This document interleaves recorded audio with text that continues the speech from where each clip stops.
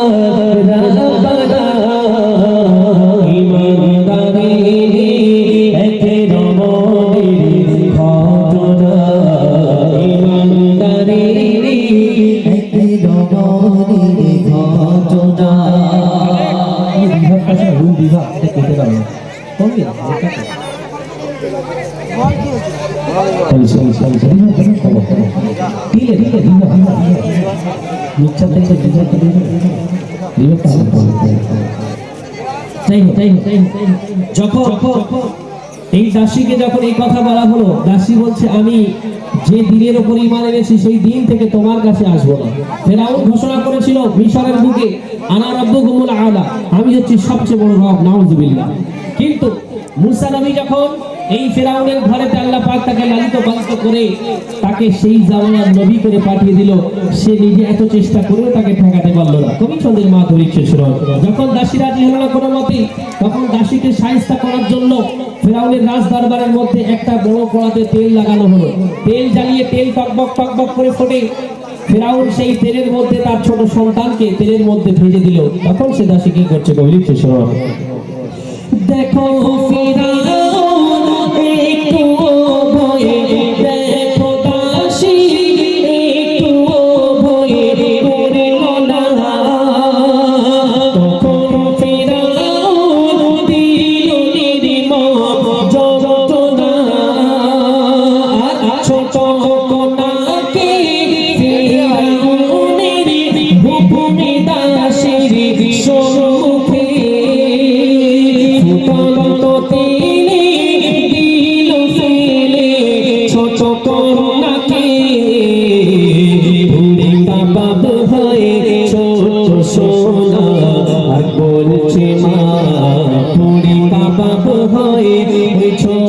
সোনা কই মা গো মা, জান্নাতে যাচ্ছি চলে মা তুমি বেদনা, ইমানদারি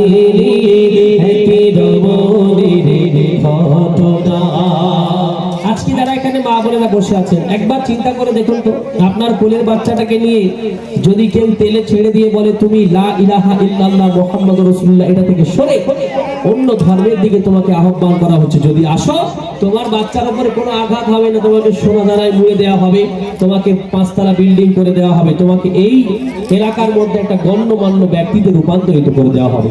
এখানে যত মা বোন আছে, কে এই অফার নেবে কি না নেবে আমি বলতে পারবো না, কিন্তু হয়তো কেউ নিলে নিতে পারে। কিন্তু এই দাসী বলেছিল, ওগো ফেরাউন আমার কিছু চাই না, আমি যে রব বলে মেনে নিয়েছি, তার কাছে আমি তোমার সেই জায়গায় তোমাকে আমি কখনো বসাতে পারবো না। যখন দেখলো ফেরাউন একটা বাচ্চাকে পুড়িয়ে কোনো লাভ হলো না, তখন কি করছে, বড় কন্যাকেও ধরে সেই তেলের ভিতরে যখন ছাড়ছে, কি করছে কবি লিখছেন শোনো। খোদা না মানলে চিন্তা তোরে রাখবো না, শেষা শিশি তো একে তো তাতে করে না, নাকে তার শোকে বাঁধে হাত পা, তেলে দিলে ফেলে কি আর কোনা যাচ্ছে ওড়ে আর বলছে মা। বাচ্চা রুহুটা বেরিয়ে যাচ্ছে, মা তো মাই হয়, যখন মা তো মাই হয়, কষ্ট সহ্য করতে করতে যখন চরম শিখরে কষ্টের প্রেসার পৌঁছে গেল, মা চোখ থেকে পানি বার হতে দিল না। আল্লাহ পাক রব্বুল আলামিন মায়ের চোখ খুলে দিল, মা দেখতে পাচ্ছে বাচ্চা রুহুটা বেরিয়ে যাচ্ছে। তখন বাচ্চা বলছে, মা তুমি চিন্তা করো না, একটু সবর করো, এখনই আমরা এক জায়গা হয়ে যাব, তোমার কান্নাকাটি করার কিছু নেই, তোমার রবের সঙ্গে তুমি শিরক করো না। লিখছেন শোনো,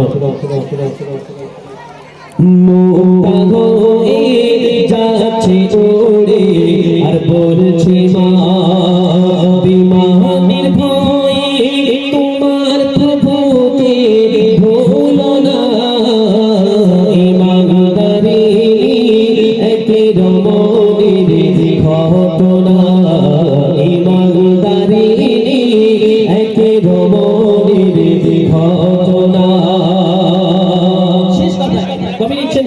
এই দাসীকে ফেরাউন এখনো অফার দিচ্ছে যে তুমি যদি আমাকে এখনো আল্লাহ বলে মেনে নাও, রব বলে মেনে নাও, আমি তোমাকে এখন ছেড়ে দেবো।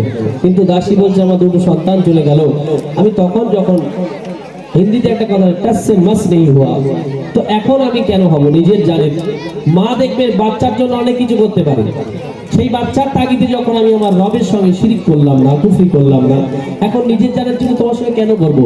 যখন শেষ সময় আসলো, একটু গল্পটা আসতে করলে মানে ভালো হয়, ঘটনাগুলো তালাও একটু কথা আছে, আপনারা যদি গল্প করেন তাহলে আমাদের মাইন্ড ভুলে যাবে। ফেরাউন যখন শেষ সিদ্ধান্ত নিল যে দাসীকেও তেলে ভেজে দেওয়া হবে, তখন দাসী ফেরাউনের কাছে একটা রিকোয়েস্ট করলো যে ওগো ফেরাউন, আমি তোমাকে এতদিন সেবা করেছি, তোমার দরবারে আমি ছিলাম, তুমি আমাকে ভালোবাসতে, আমিও তোমাকে অনেক ভালোবাসতাম, কিন্তু শুধু সমস্যা হলো একটাই, রবের জায়গায় একটা ডিবেট হয়ে গেছে। আমি তোমাকে অনেক ভালোবাসি, তুমিও আমাকে অনেক ভালোবাসো, একটা আবদার আমার যদি রাখতে খুব ভালো হতো। বলে কি? বলে আমি যখন মারা যাব, আমার এই হাড্ডিগুলোকে কোথাও ফেলে দেবে না, আমার 2টো বাচ্চা এবং আমার হাড্ডিটা নিয়ে একটা জায়গাতে দাফন করে দিও। তো ফেরাউন বললো যাও, তোমার এই কথা মেনে নেবো। সে জানে পুরো কিমা হয়ে গেছে, আর এর হাড্ডি নিয়ে আমার কি কাজ। সে তো যখন জিন্দা ছিল আমাকে রব বলে মানলো না, তার হাড্ডি নিয়ে কোনো কাজ নেই, যা বলে তাই করে দিই।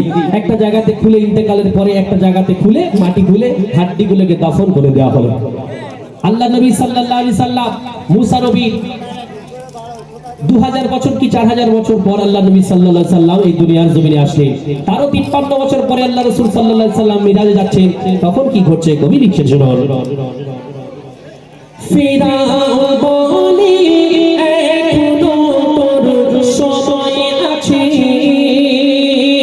খোদা বলে মেনে নিলে তুই যাবি বেঁচে। তখন দাসী বলছে শহীদি তামান্নাই যদি মরণ হয় আমি ভাগ্যবান, হাসতে হাসতে দেব আমার জান দাসীরার মা। নির্মম যন্ত্রণায় দাসীকে মারে কামিনা, নির্মম যন্ত্রণায় দাসীকে মারে কামিনা।